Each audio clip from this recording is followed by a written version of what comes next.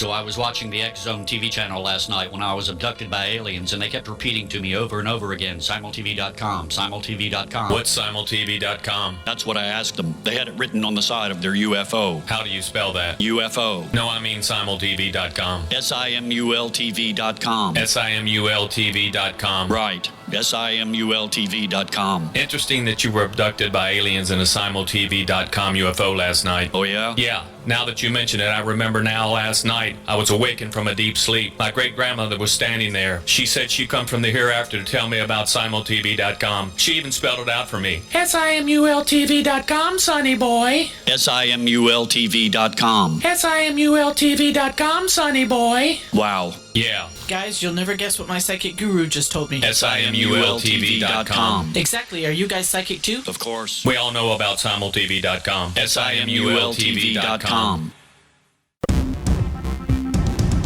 The views, opinions, and conclusions expressed in the following program are those of the host, guests, and/or callers, and not those of Relmar McConnell Media Company, our corporate divisions or entities, the X-Zone Broadcast Network, Simul Radio, Simul TV, our staff, management, advertisers, broadcast affiliates, and affiliated broadcast networks.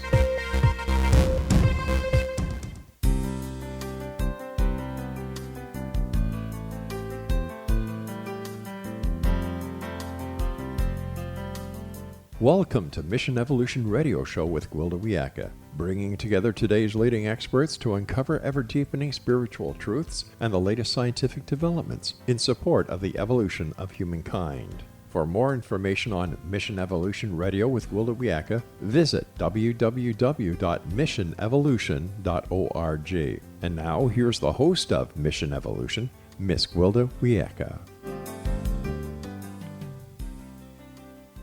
Hello, dear friends, and welcome back to Mission Evolution Radio Show, where we share the latest information and leading-edge thoughts to support the path to unity and enlightenment. I'm your host, Gwilda Wiyaka. This hour, we'll be exploring evolving truth through fiction. As all indigenous cultures understood, stories hold great power.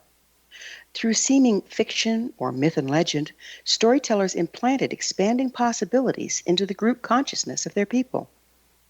Modern examples of this are Star Trek, or the Star Trek series, or the movie Star Wars. These stories have planted the possibility of life existing throughout the galaxy, potentially useful for future adaptation of human species should we encounter life forms from off-planet. While that might seem far-fetched, statistically speaking, the probability of the Earth being the only planet with intelligent life is virtually impossible. What else can the power of stories prepare us for? Can we expand our consciousness and evolve spiritually through fiction? On the other hand, what's the effect of not so enlightening stories, the ones full of violence and distortion? Are we being manipulated by stories we're being fed? How can we tell the enlightening stories, those that serve the evolution and expansion of truth, from those that will most likely cripple us? With us this hour to explore the power of stories is SARYON Michael White. SARYON is the author of Roya Sands and the Bridge Between Worlds, a spiritual channel and global messenger of humanity's peace potential. As an international speaker and intuitive consultant, SARYON's workshops, conferences, and private readings have touched the lives of people throughout the world.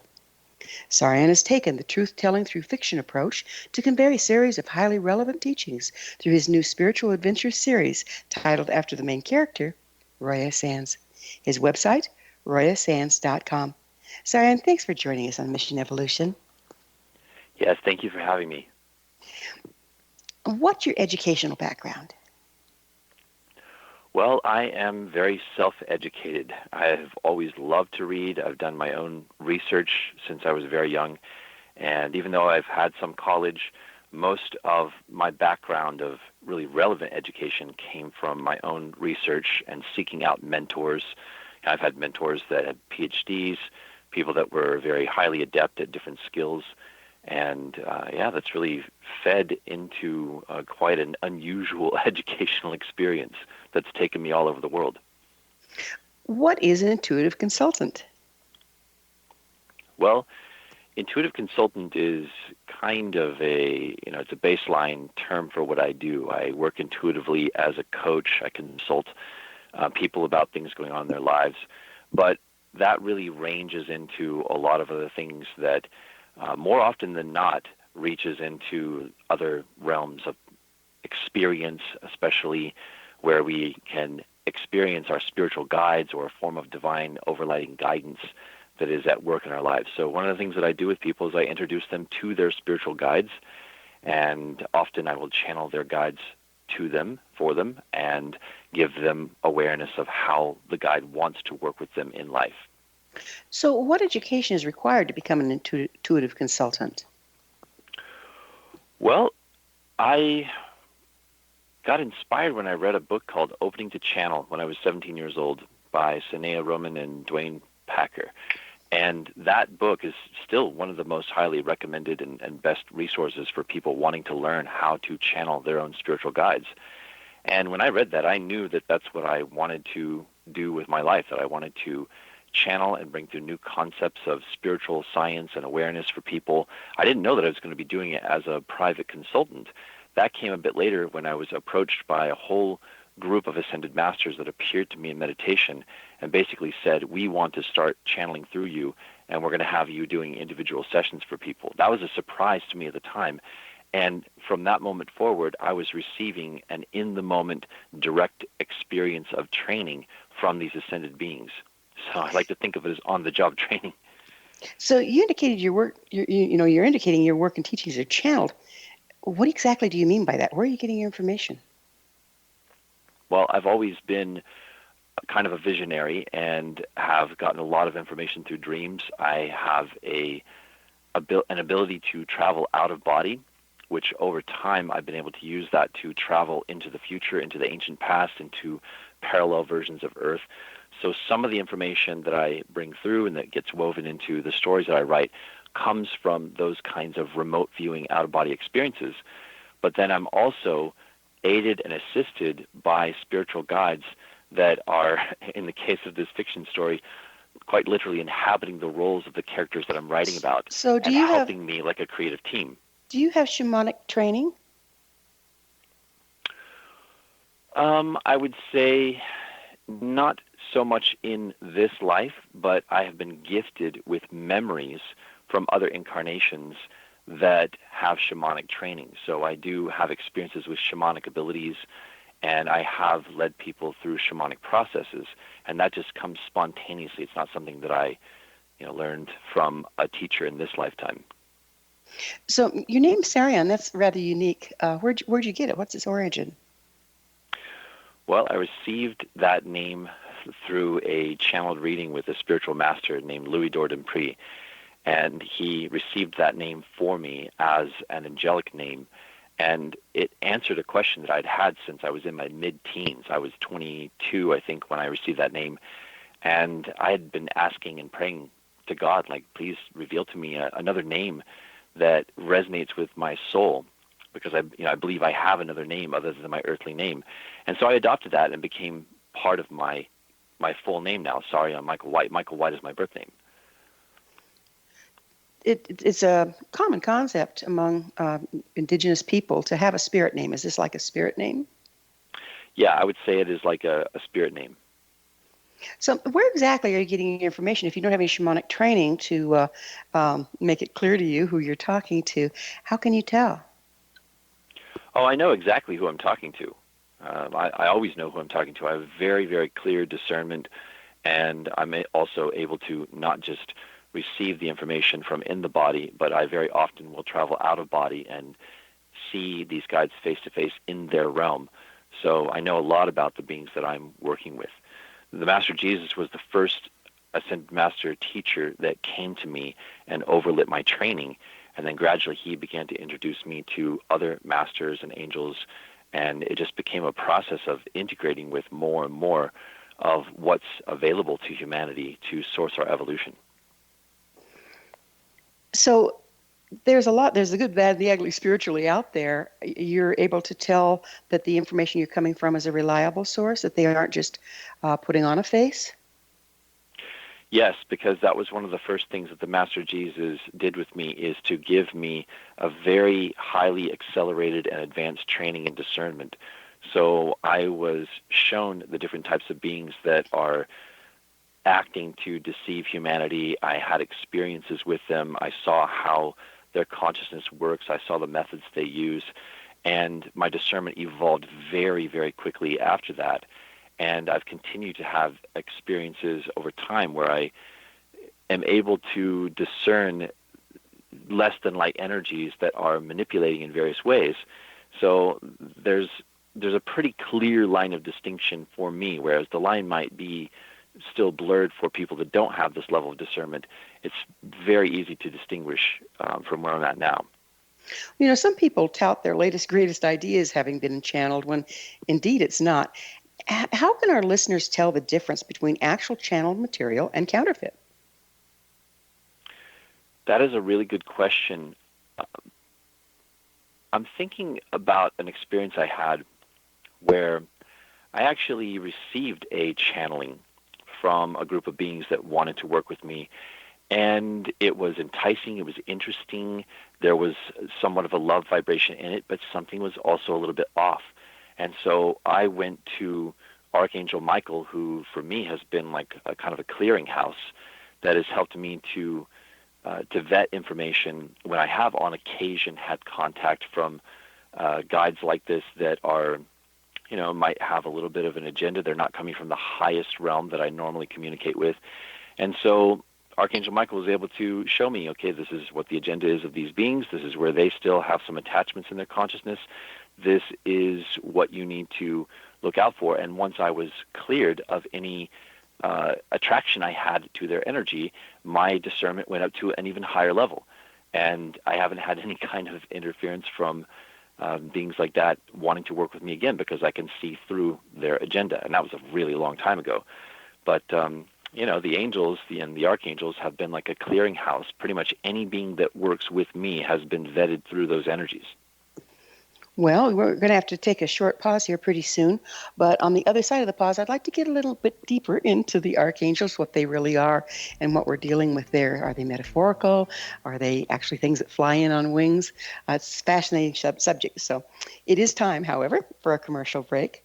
Saryon and I will return shortly, so don't go away.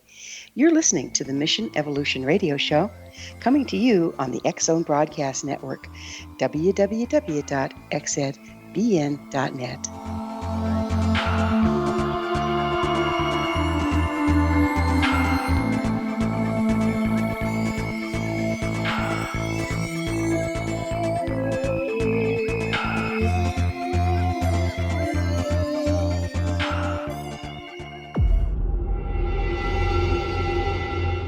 Whether you're a skeptic or a believer, join me, Rob McConnell, as together we'll investigate the world of the paranormal and the science of parapsychology here on the X-Zone Radio TV show on XZBN and the X-Zone TV channel on Simul TV. Since 1990, the X-Zone Radio TV show has been the place where people dare to believe and dare to be heard.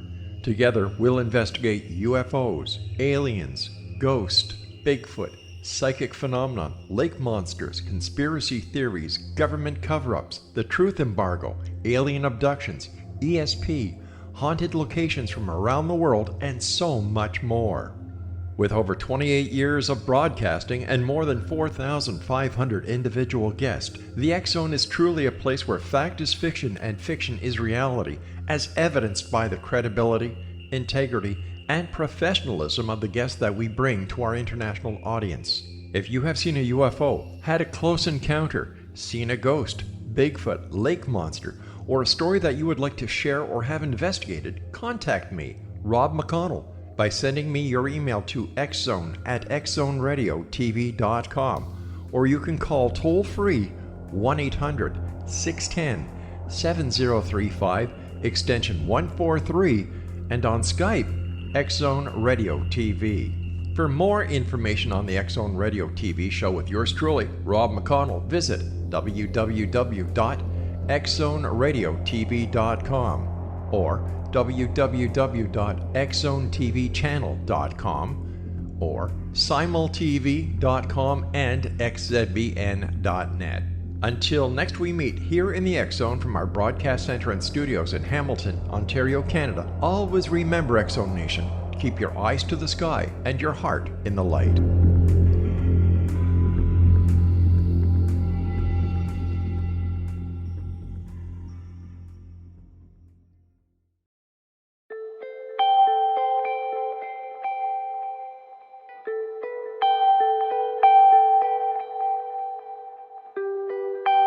It's hard to listen to the news without realizing we're living in volatile, unprecedented times. Yet never has there been such an opportunity to transform the human condition. As old structures fail, where can we find the guidance to co-create a better way? Find Your Path Home is an ever-evolving, leading-edge information, education, and healing resource center designed to support and guide you on your path to unity and enlightenment. Based on sound principles employed by shaman worldwide, we provide techniques that can support you through the current transitions, offering online shamanic classes, international long-distance shamanic healing sessions, complimentary Mission Evolution radio episodes and Stairway to Heaven TV vignettes, seminars, retreats, and much more. All of this can be found on findyourpathhome.com.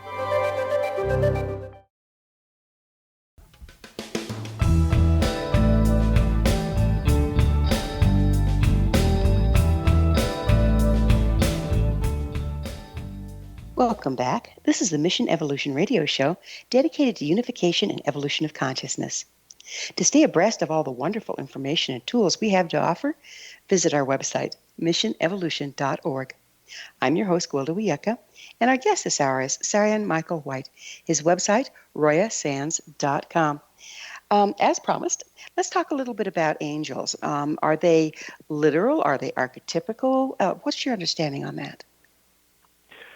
Well, for me, I've had a lot of very profound, visceral experiences of angels, seeing them, hearing them, traveling into the realm where they exist, and experiencing incredible synchronicities. One of the things that I've found is that angels can very much interact with our physical lives. They can create synchronicities and miracles that happen.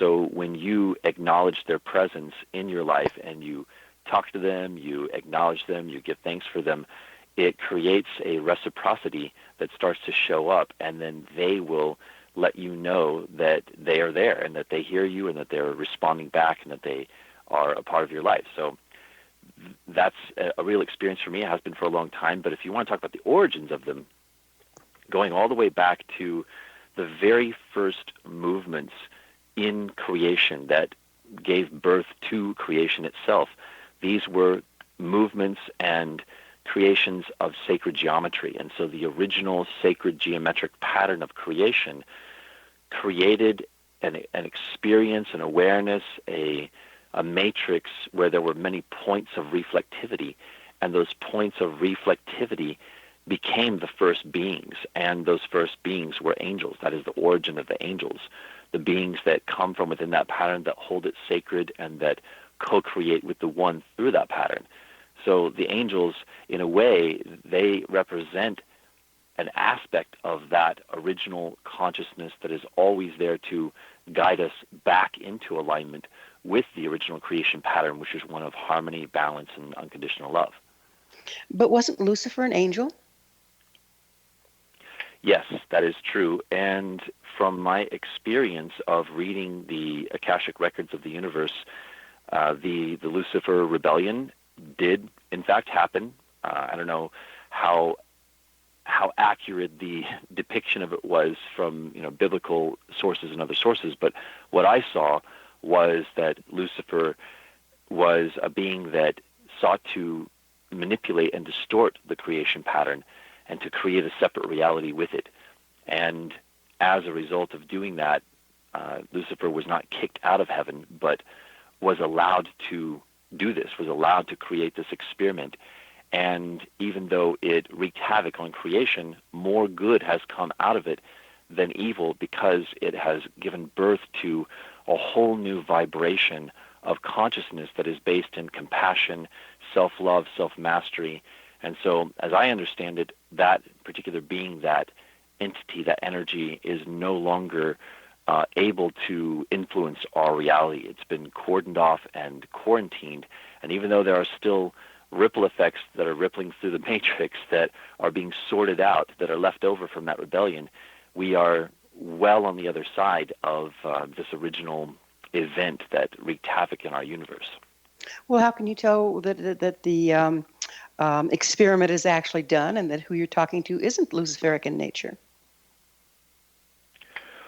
Well, I experienced the beings like Archangel Michael, that there is a quality of love that is undeniable, and the guidance is so pure. It comes through as a guidance that is always affirming of life and love and empowering and supportive, and gives you a feeling of coming into alignment with your purpose, and that's a very clear, visceral feeling. I have had some experiences of memories of the fallen angels, and so I know what those beings feel like, and there's no way that they can mimic that love vibration. It's just they don't have the love vibration. They're not able to mimic it. Now, I have seen something that's maybe a little closer to what you're asking about, which is the way that astral beings can wear masks and can masquerade as things that they are not. That actually does happen quite a lot. However, any discerning person that has begun to open their heart would be able to feel that most of those energies do not hold a love vibration. And the heart really knows all the time. If you really look into your heart, you know the truth. It's only when the heart is closed that the mind is able to be more easily deceived by illusion, by the way things are presented. There's nothing like that heart-mind binocular vision, is there? Yeah, it really is amazing. So let's get into stories a little bit. The power of stories has been used since, well, dawning of time. And now I'm wondering how much it's being misused. Would you speak a little bit to what is the power of stories, and how can we discern what stories to expose ourselves to? Well, I've always been fascinated by this subject and by the idea that, for example, our news media has been used or is being used as a tool of manipulation to very subtly implant narratives in human consciousness. And the idea was presented to me a long time ago that the way in which news media affects consciousness has been studied by those that want to manipulate us. And so if you think about the idea that we create our own reality, that our thoughts create and project what's happening in the world, if we don't know that, and yet somebody does know that and knows how to tweak our consciousness to get us to project the reality that they want us to project, then that's a really interesting thing to consider and to be aware of. So is that happening? I would say yes, it is happening. But there are also incredibly empowering ways that stories and narratives are being given to us that are counteracting that are presenting us with choices that do vibrate with a higher potential and with a timeline of progression into higher and higher states of consciousness. So we have both going on. You're absolutely right. We do need to be discerning. My favorite example of the way positive stories and narratives are being used or have been used is the Celestine Prophecy. That was one of the books that really inspired me greatly when I first started to awaken. And the idea of channeling and receiving and passing on a teaching tool in the form of a story like that was part of what led to the creation of the Roya Sands series. I love that book, the Celestine Prophecy. I agree with you. It just really presented something in such a receivable way. You're engaging the imagination. What do you know about what part the imagination plays in expansion of reality? Well, from my perspective, we are all co-imagining and co-dreaming this reality. And we don't realize that it's a dream. But I think if you talk to anyone who claims to have had an awakening or describes an awakening at some point, they might feel that they are awakening from a reality where they didn't know they were dreaming, and now they have become conscious that this is a big holographic construct, that this is a dream. We are co-dreaming. We are influencing reality with our consciousness. And the more aware you become of the power of intention, the more conscious you can become about how you set your field of intention and what you do with intention. So I am experiencing that there are incredibly powerful things that we can do with intention, and that we can affect each other's consciousness. We can inspire each other to vibrate in different ways as electromagnetic beings. And when we realize that vibrations like joy are contagious, and that we can tap into joy as a frequency in the universe that is a part of a greater reality that is sourcing our spiritual growth, then we realize the power of intention and how we can awaken the world with sharing our vibrations of joy in a very conscious way. So where exactly does intention originate? I mean, we know that stories and imagination is kind of like the language of the heart, if you will. But intention seems a little different. Where does it originate? Well, I think it all originates from within the soul. Certainly you can form intentions that are coming more from the mind and from an element of mind that is not fully connected to the heart. That is also possible, and that is also where a lot of people do come from in their intentions. It's a construct inside of the mind that comes from an intent to create, and then there is the most empowering form of this, which is when we are aligned with the blueprint of our soul, and the soul is downloading into us intentions that are part of our soul's blueprint and our passion to co-create with humanity in the earth.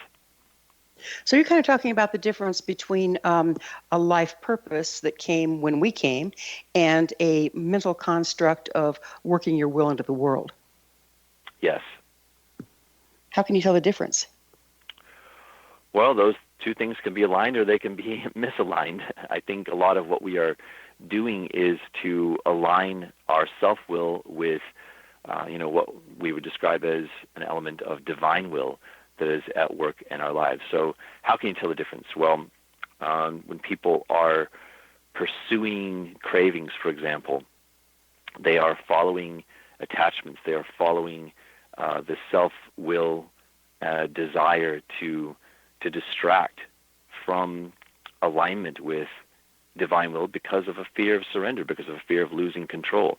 So when people come from a place of trying to control their reality, then that's very apparent. It's very different than when you see somebody who is at peace because they are very surrendered to what is happening. With surrender it sounds comes like peace.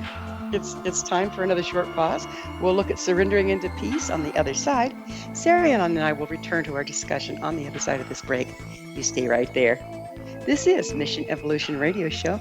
We're coming to you on the Zone Broadcast Network, www.xzbn.net.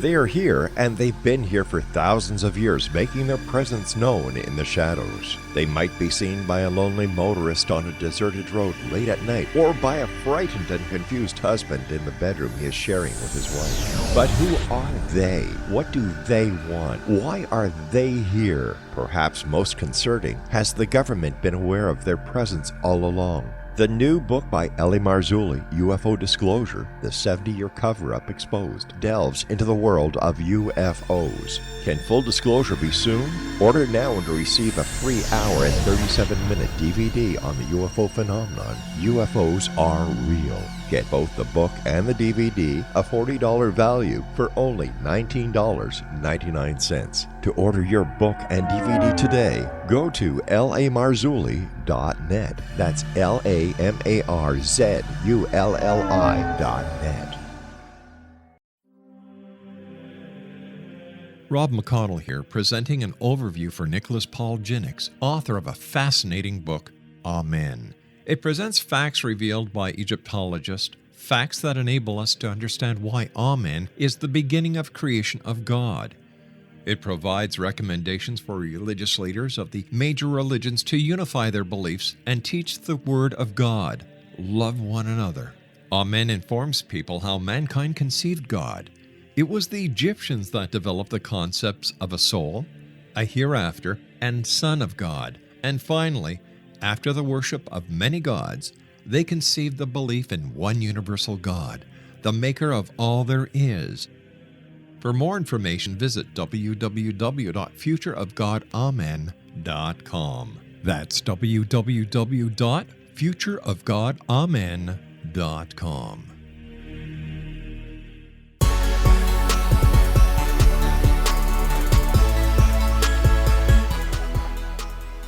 Welcome back. This is the Mission Evolution Radio Show, missionevolution.org, bringing leading-edge information supporting the path to enlightenment.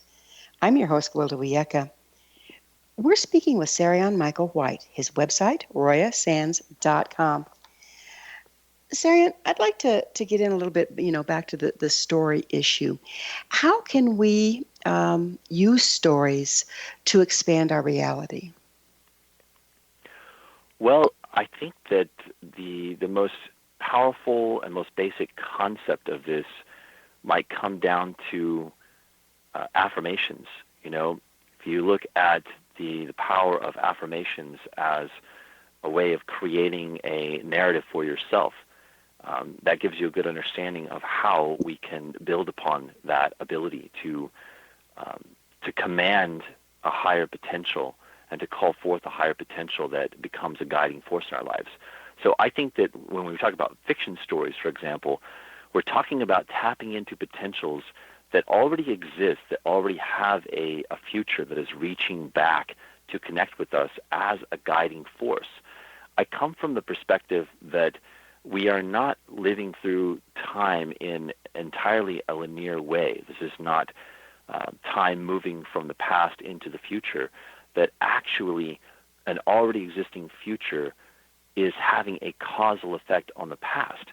And so what I'm endeavoring to do with writing stories, and what I think quite a lot of people are doing this as well because they're tapping into the power of this, is to allow that reverse causation process to guide the stories that we're creating, to guide the narratives in a way that connects us with our future potential, so that future potential begins to interact with our consciousness and it informs the narrative of our lives. Are you familiar with Derek's Law? No, I'm not. Okay. He's a scientist, and he has a mathematically proven formula that says causality is equal parts from the past and from the future, but can only take place in the present. So it sounds like that's what you're talking about. Yes. Mm-hmm. Yes.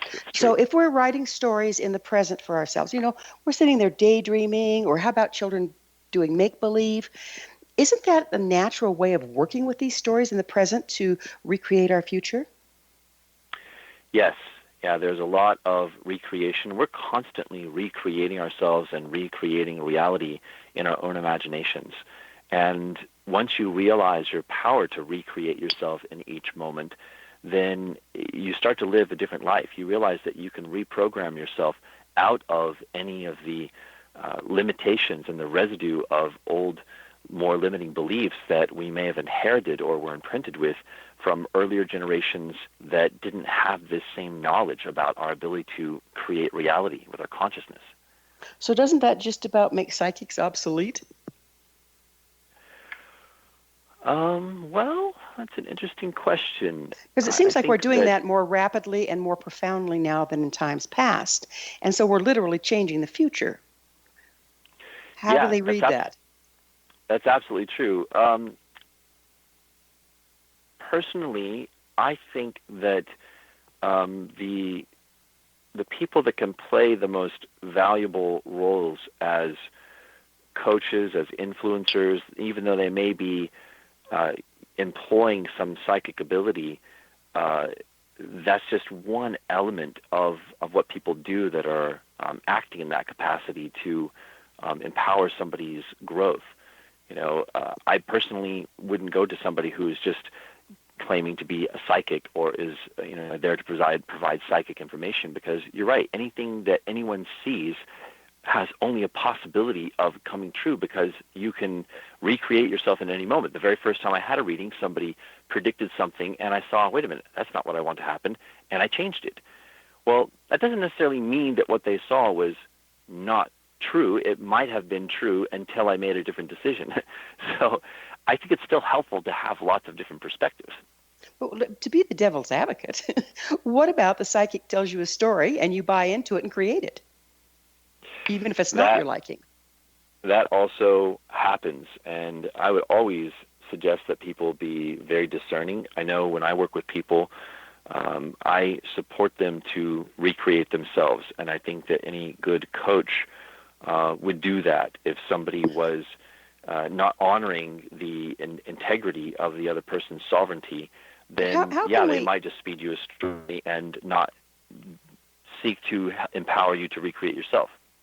Well, you spoke at the beginning of the program that there is no formal training and there is, I assume there is no regulation. How can people be discerning when they're looking for someone to coach them? Well, I think that at first it's important to recognize that it is important to be very discerning. There's a lot of people out there that are passing themselves off as psychics or channels or whatever, and that are not operating at a very high level of integrity with their own spiritual source. So what makes what you're offering different? How can people tell? Well, I don't come from a place of focusing on making psychic information the most important thing about what I do. That may come into play, but what I care about is listening to the heart and soul of an individual and listening for the reflection of their higher potential speaking through. Because what I'm going to do is I'm going to shine a light upon the best of who a person is that's already starting to shine through, so that they can see the value of themselves and they can recognize themselves. I'm just here to be a mirror for people, to help them see the best of their nature and to acknowledge it so it comes to the forefront and they can see the difference between that and whatever is going on inside of their consciousness not serving them. If your guides have been giving you all this information, how do you know it's not just personal information rather than something to be imposed on others?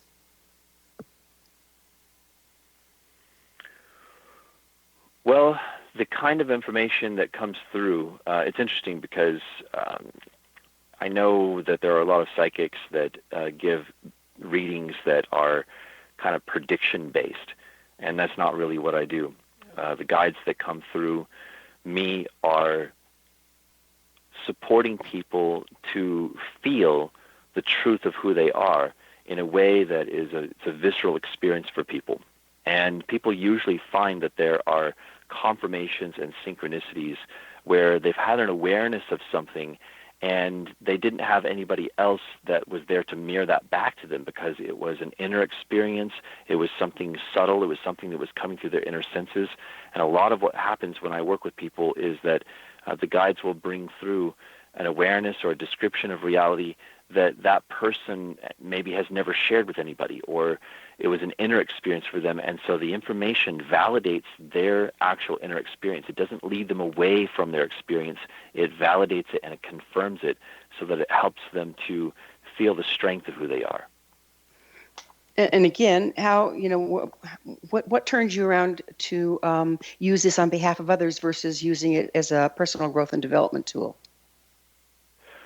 Well, I have been asked to do that by the guides, and people keep coming to me wanting my support. So there's a perfect storm there. And the other aspect of it is that the act of serving and the act of using this type of inner work with the guides as a tool for personal growth is one and the same. So I humbly see myself as the student of the same master teachers that I am channeling for people. So anything that the masters bring through for someone else may also have a message in there for me. And so I look at the process of working with people as a process of coevolution. So I'm very humble about how I go about approaching this process. And I try to really have as little ego as possible and to just get out of the way and allow the masters to work through me as a conduit. So well, we have just a little bit of time left in this segment. And I was wanting to approach, let me see, I almost lost my train of thought here. Oh, yes. It seems like this work requires, it's a huge responsibility, and it requires a particular level of clarity. What does a person have to do in order to clear their issues in order to be on deck to do this? Well, there has to be a very strong intention inside of a person for a greater accountability, really moving out of victim consciousness, a willingness to confront fears, insecurities, to defeat cravings, self-purification. If you have self-purification as a very strongly rooted commitment to your spiritual growth, that's what makes you available to the teachings of the Ascended Masters, and it allows you to experience them supporting you through the process of becoming a clear channel. Well, what is self-purification? I hope it's not wearing a hair shirt, right? No, well, self-purification for me has been a lot about letting go of attachments, letting go of fears, and like I said, rising in accountability, taking responsibility for everything that I create instead of, you see something goes wrong in your life or there's disharmony, you don't blame it on others or you see yourself as a victim. You look at, okay, how is this a reflection of myself? How is this reflecting what I'm holding in my consciousness so that I can see myself in the mirror of what's happening and I can take ownership of my experience? When you come from that way of looking at life, then you accelerate your spiritual growth very, very quickly. So it sounds like you're talking about developing a witness within. Yes, absolutely. That's a good way of putting it. Got about 10 seconds. How can you start doing that? Ooh, we might want to get into that in the next segment. Okay, because, well, we will. That's a big subject. We'll hold that thought. I'd love to talk about that, though. It's hugely important, I think. Yeah, Yeah. absolutely. Okay, well, it is time for that needed break. On the other side, we're going to talk about how can we take self-responsibility? How can we develop that witness that everyone so much needs? Saryon and I will be back shortly, so don't leave us now. This is the Mission Evolution Radio Show on the X-Zone Broadcast Network, www.xzbn.net. You stay right there. We'll be back.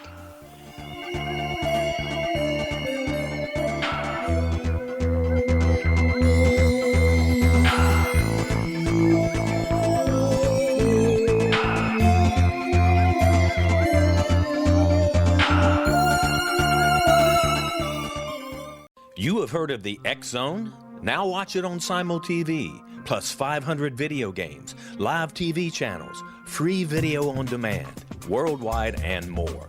Does this sound like tomorrow's television? Well, it is, but you can have it today, right now. It is Simul TV. Simul TV offers what the others only wish they could provide. 15 exclusive channels like X-Zone, Sci-Fi, and Horror. We are worldwide. No other provider offers that. 500 built-in video games. No need to have an extra expensive system. We have them included. Free video on demand. Live streaming events from around the world. Interactive online network, and much more. Tomorrow's TV today. Simul TV. Sound too good to be true? Well, it's not. You can have Simul TV today. Sign up at simultv.com. Do it today. They are here, and they've been here for thousands of years, making their presence known in the shadows. They might be seen by a lonely motorist on a deserted road late at night, or by a frightened and confused husband in the bedroom he is sharing with his wife. But who are they? What do they want? Why are they here? Perhaps most concerning, has the government been aware of their presence all along? The new book by Ellie Marzulli, UFO Disclosure, the 70-year cover-up exposed, delves into the world of UFOs. Can full disclosure be soon?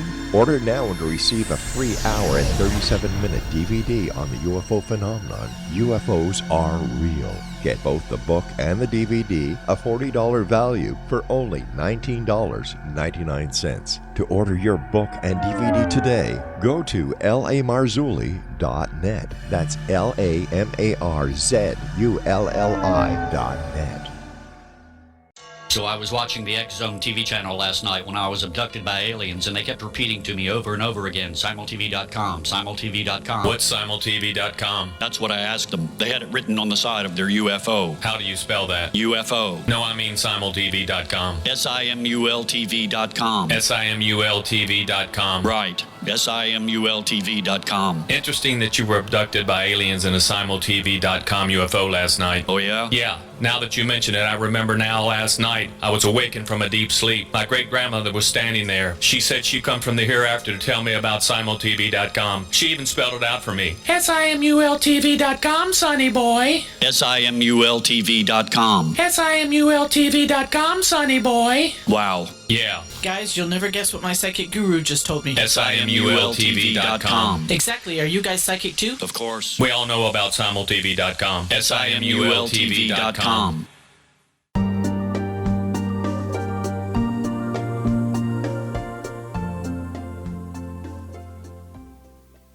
Welcome back. This is the Mission Evolution Radio Show, bringing together gifted people of service to the world. I'm your host, Gwilda Wiyaka. I always love to hear from my listeners. Email me at info@missionevolution.org and suggest a topic or a guest that's been on your mind. I'm sure we'll all enjoy them. Our guest this hour is SARYON Michael White. His website, royasands.com. We were going to talk about how does one develop that inner witness so that we can step out of victim and step out of blame and become empowered. Well, it begins with starting to ask a series of questions about what's happening in your life. So you start to practice a form of self-examination where you're constantly asking, what is the message in this thing that just happened? What is the gift in it? What is this here to teach me? So that is a way of stepping out of victim consciousness. The moment that you feel like you're going into victim consciousness, it's good to be aware of that because, we may all have a little bit of that inside of us. Some of us have a lot, some of us have a little, but actually clearing ourselves from it is something that happens in layers. So you need to recognize when you go into it and then pull yourself out of it and say, okay, wait a minute. Why did my soul need this experience to happen? Why did I call this forth? And you also want to work with the assumption that I did call forth everything that has happened to me. Every single thing, from the most challenging things, the most joyful things, the most painful things, that there was a reason why my soul needed this to happen for spiritual growth. And when you come from that assumption, then it helps you to stay aligned with the self-examination process. How can a person tell they're in victim? I had a student the other day really having trouble wrapping her head around the concept. And of course, she was firmly implanted in victim. But how can you tell when you're there? It seems like it's kind of a numbing place where you slip into it and you don't even know. Yeah, well, when you are left with a feeling of not knowing why something happened or feeling that life is unfair, that's probably one of the easiest ways to tell. If you're feeling that life is unfair or that something that happened is unfair, and you can hear yourself saying, this is unfair, well, it's true. There are experiences that are unfair in a sense, and yet we attract those. We create those for a reason. There's a reason why we needed those to happen. So if you hear yourself going there and allowing that belief that life is unfair to be your narrative and to be the way in which you are describing your reality inwardly over and over again, then you can tell you're in victim consciousness. And this is the other piece. It's really, really important. We're constantly describing reality to ourselves all the time. We are narrating our lives. So you have to start to become aware of your own narration and to listen to it and those to old say, tapes. Yeah, exactly. Listen Where to do the those narration come and see. Well, it begins in childhood. I mean, some of it is imprints from our parents, stories that we made up about the nature of life here on Earth in a body from a very early age. And sometimes it takes a while to actually sort through those and to recreate them. Are there universal stories that we're all kind of bought into, and then familiar stories, and then personal stories? Yeah, I would say all of those are true. Certainly there are some, I don't know if I call them universal stories, that we've bought into. If we are looking at a universal story is going to be, really inclusive of a much wider reality. But, what you're talking about is, more of the human collective. And yes, there are human collective stories that are very old where we have bought into our poverty, bought into victimhood, bought into limitation in various ways. So those human collective stories, aren't they the ones that have built the archetypes, the angels, the gods and goddesses, et cetera, et cetera? Well, that's an interesting question. I'll answer that by talking a little bit about, for example, the Greek gods and goddesses. So, of course, to us now, these seem like mythological beings. They must have been figments of the human imagination. But as a soul traveler, And as somebody who's been going through a very unusual education process with my spiritual guides, where I'm sometimes able to travel out of body and travel back in time and to look into the Akashic records, I was shown that there were, in fact, a group of beings that played the roles of these gods and goddesses, and they weren't merely figments of humanity's imagination. They were an aspect of our interface with the higher realms, and it was, in a way, it was like us talking to and interfacing with humanity's oversouls, with the various aspects of our collective higher self that we were able to have an understanding of at the time. So our understanding of God, our God concept, has evolved over time, and our experience of how higher consciousness interacts with us has also evolved over time.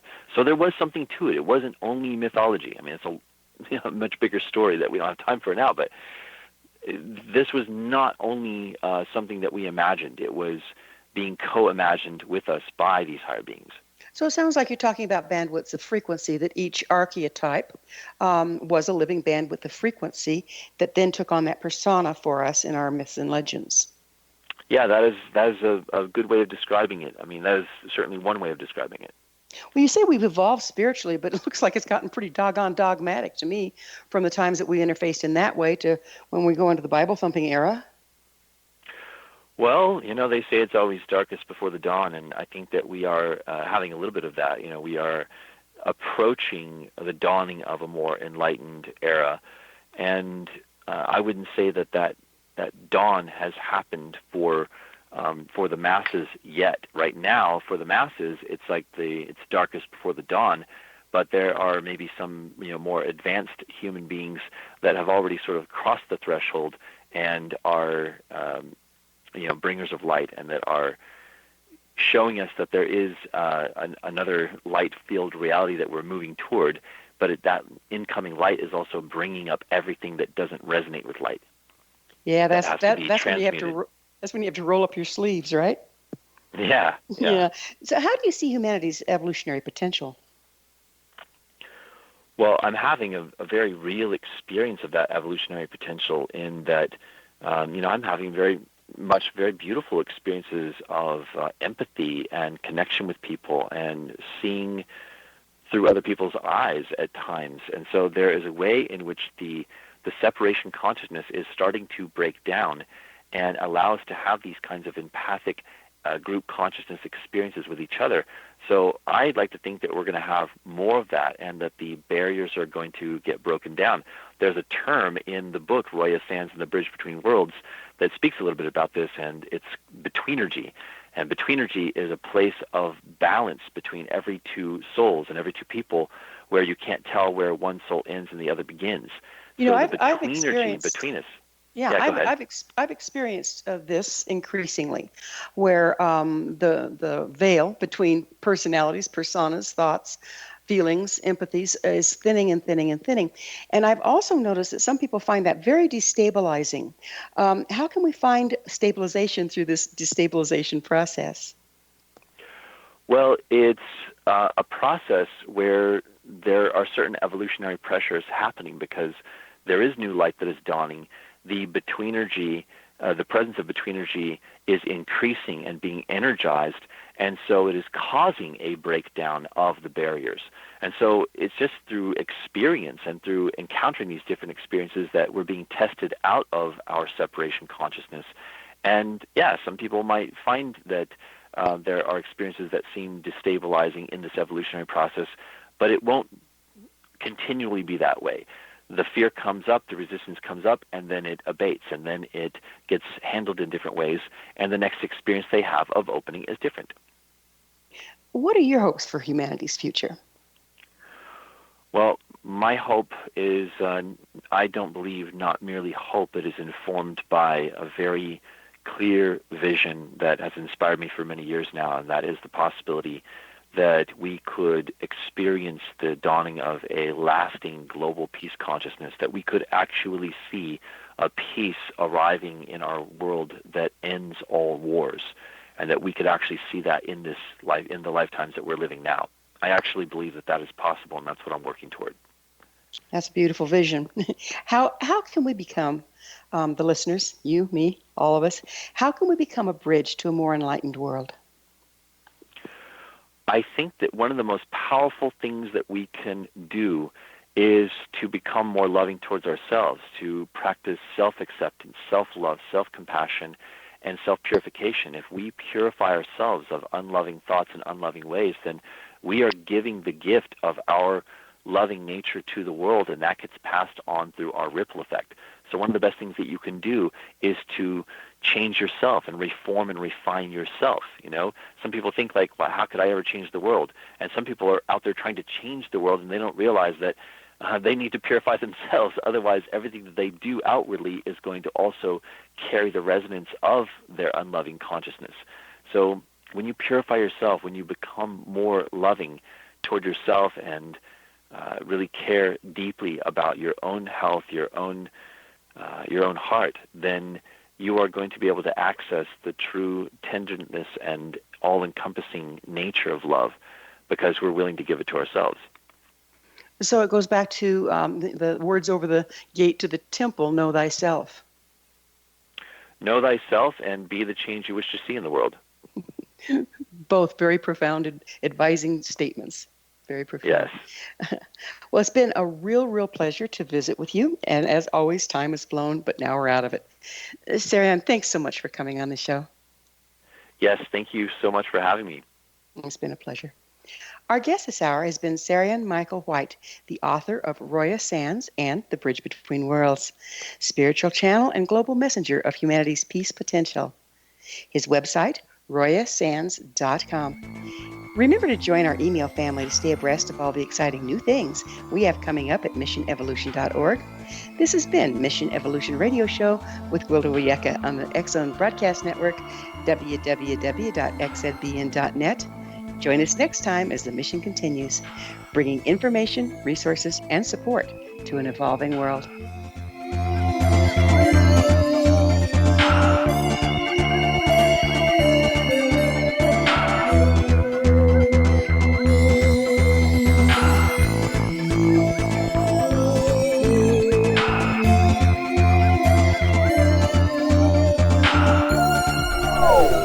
They are here, and they've been here for thousands of years, making their presence known in the shadows. They might be seen by a lonely motorist on a deserted road late at night, or by a frightened and confused husband in the bedroom he is sharing with his wife. But who are they? What do they want? Why are they here? Perhaps most concerning, has the government been aware of their presence all along? The new book by Eli Marzulli, UFO Disclosure, the 70-year cover-up exposed, delves into the world of UFOs. Can full disclosure be soon? Order now and receive a free hour and 37-minute DVD on the UFO phenomenon. UFOs are real. Get both the book and the DVD, a $40 value, for only $19.99. To order your book and DVD today, go to lamarzulli.net. That's LAMARZULLI.net. If you are looking for a safe, zero-calorie natural option to the harmful artificial sweeteners on the market today, Just Like Sugar is what you're looking for. Just Like Sugar is a wonderful natural alternative for those health-conscious people who choose a calorie-restricted diet with a great, pure, sweet flavor that tastes just like sugar. Just Like Sugar is a great natural option for people suffering from diabetes and may be useful in restricted diet programs where standard sugars are not allowed and does not cause a laxative effect of some other sweeteners. Just Like Sugar comprises a perfect blend of chicory root fiber, natural calcium, natural vitamin C, and Just Like Sugar's sweetness comes from the natural flavors from the peel of the orange. Just Like Sugar is a natural alternative to harmful artificial sweeteners and will change the way that you believe all natural sweetener products taste. Just Like Sugar is available at your local Whole Foods markets, Wild Oats markets, Henry's, Sun Harvest, and many other fine natural food stores in the U.S., Canada, and worldwide. You have heard of the X-Zone? Now watch it on Simul TV, plus 500 video games, live TV channels, free video on demand, worldwide, and more. Does this sound like tomorrow's television? Well, it is, but you can have it today, right now. It is Simul TV. Simul TV offers what the others only wish they could provide. 15 exclusive channels like X-Zone, Sci-Fi, and Horror. We are worldwide. No other provider offers that.